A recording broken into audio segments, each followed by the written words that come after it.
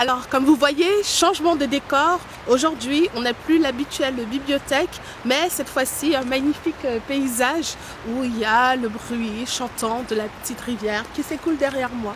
Aujourd'hui j'ai décidé de sortir un peu prendre l'air et j'ai aussi décidé de faire sortir mes bouquins de la bibliothèque. Aujourd'hui on va lire un extrait de Les Nouveaux Contes d'Amadou Koumba écrit par Birago Diop. C'est publié aux éditions Présence Africaine et c'était publié en 1961. Le conte que je vais vous lire aujourd'hui s'intitule L'os. Alors juste pour vous replacer un peu le contexte, je ne vais pas lire le début. L'os, il s'agit en fait d'un personnage qui s'appelle Morlam et Morlam est un véritable radin. Aussi, un jour, les villageois ramènent une vache bien grasse et tout le monde se partage des morceaux de cette vache. Et Morlam obtient, pour sa famille, il obtient un énorme os, un jarret énorme.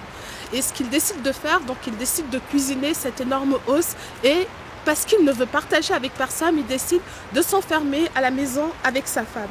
Donc on va prendre à partir de là et vous allez voir ce qui se passe. En fait, juste pour revenir encore, il y a une réunion qui va se passer et Morlam ne se présente pas à cette réunion. Son meilleur ami décide d'aller voir ce qui se passe. Voilà.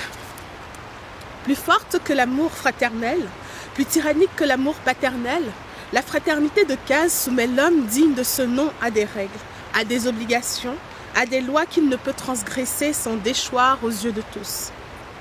Avoir mêlé, à l'âge de 12 ans, le sang de votre sexe au sang d'un autre garçon sur un vieux mortier couché sur le sol, par une aube fraîche, avoir chanté avec lui les mêmes chants initiatiques, avoir reçu les mêmes coups, avoir mangé dans les mêmes calebasses que lui, les mêmes mets délicieux, ou en fait, bref, avoir été fait homme en même temps que lui dans la même case, dans la même barre, cela fait de vous, toute votre vie durant, l'esclave de ses désirs, le serviteur de ses besoins, le captif de ses soucis, envers et contre tout et tous, père et mère, oncles et frères. De ce droit que coutume et tradition lui octroyaient sur Morlam, Moussa entendait user et même abuser en ce jour d'une tong-tong. Il ne mangera pas tout seul cet os, il ne le mangera pas sans moi, se disait-il en heurtant de plus en plus fort la tapate de Morlam et en appelant son frère de Caz. « C'est moi, Mor, c'est moi, Moussa, ton plus que frère, ton Bokbar, ouvre-moi » Entendant frapper et appeler, Morlam s'était levé brusquement et avait demandé l'eau. « Où est l'os »« L'os est là, répond sa femme. « S'amollit-il » Awas avait levé le couvercle, piqué le jarret. Il s'amollit, remet le couvercle, attise le feu, sort et ferme la porte, ordonne le mari en prenant une natte. Il alla étendre la natte à l'ombre du flamboyant au milieu de la cour et s'en fut ouvrir à Moussa. Salutations cordiales et joyeuses d'une part, de l'autre des grognements et un visage renfrogné comme une fesse découverte à l'air frais du matin. L'un ne ferme pas sa porte au nez de qui y frappe, et encore moins à un frère de Caz. Moussa entra donc et s'étendit à côté de Morlam, dont la tête reposait sur une cuisse d'Awa. On eût peut-être entendu davantage que le bavardage des oiseaux, surtout la voix rauque et hargneuse des perroquets, si Moussa, intarissable, ne faisait à lui seul les frais de la conversation. Il parlait du pays, des uns des autres, du bon temps de leur jeunesse, ressuscitant les souvenirs de leur case d'homme pour rappeler discrètement à Morlam à ses devoirs et obligations, si d'aventure celui-ci les avait oubliés ou inclinait à les négliger. Morlam, n'étant pas d'humeur loquace, sans doute ce jour-là ne répondait que par des oui, des non, des peut-être, des Inch'Allah, quelquefois et le plus souvent par les mêmes grognements qui avaient constitué le gros de ses salutations. Morlam fit signe à sa femme qui se pencha vers lui et dans le creux de son oreille, il lui murmura « Où est l'os? Il est là-bas. S'est-il amolli ?»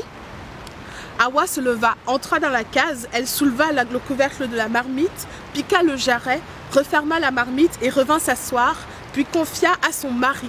« Il s'est amolli. » Le soleil, après avoir hésité au zénith pour savoir s'il reviendrait sur ses pas ou s'il continuerait son chemin, commença à descendre vers l'Occident. L'ombre du flamboyant s'étendit vers le levant. Le muezzin appela à la prière de Tesbar. Morlam et Moussa, Hawa, loin derrière eux, firent leur dévotion, saluèrent les anges gardiens, demandèrent au Seigneur pardon et rémission de leurs péchés. Puis s'étendirent à nouveau à l'ombre du flamboyant qui s'étendait toujours vers le levant. Encore une prière, puis la prière de Lisan, après que le soleil, las de sa journée, se fut couché.